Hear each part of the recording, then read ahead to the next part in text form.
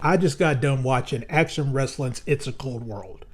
And what an appropriate name, because it simply explains this promotion all year long. Cold. Even with certain guys I like on these type of shows, it's very apparent in 2025, going into 2026, that Action Wrestling is at its baseline right now. And that's pretty much just being very, very mid. So in this video, I'll break down all the matches here. And by the end, you'll understand why Action Wrestling is currently in a very complacent place right now. They're so complacent that the ceiling for this show was not even 3 stars. And that's a problem, especially with certain matches that could have been way better. Take for instance the Revolution versus the Wonderboyz. This was the best match of the night at 2 3/4 stars. Now, 2 3/4 is not bad, but it's not good either. It's fine. It's functional.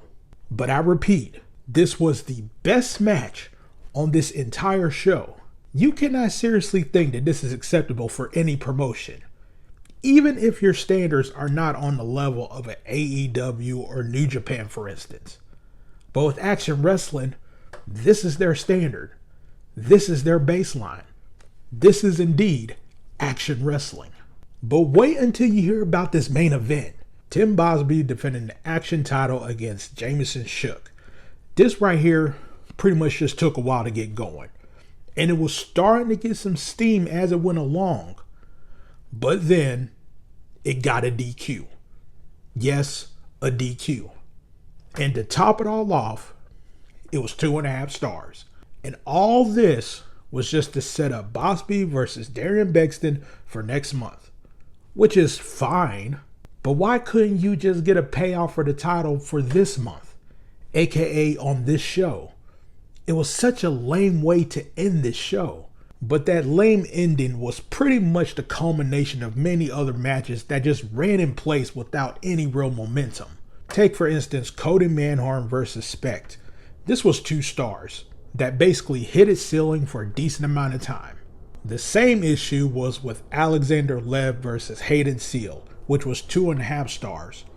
I thought it was better than the previous match, but it needed more time to be good.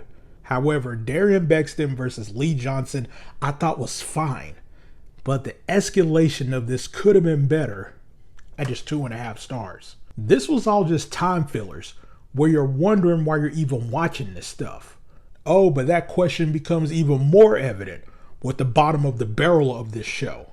Kasey Owens versus Father James was a short opener at 1 1/4 stars. Ravenna versus Corinne Joy was also 1 1/4 stars. But at least with this one, they worked hard. But sometimes working hard isn't enough. And then Moses versus Mad Dog Conley was 1 star. Pretty much just to put Moses over. Yeah. What else is there to say? This was Action Wrestling at their baseline. A 6.25 out of 10. Not recommended.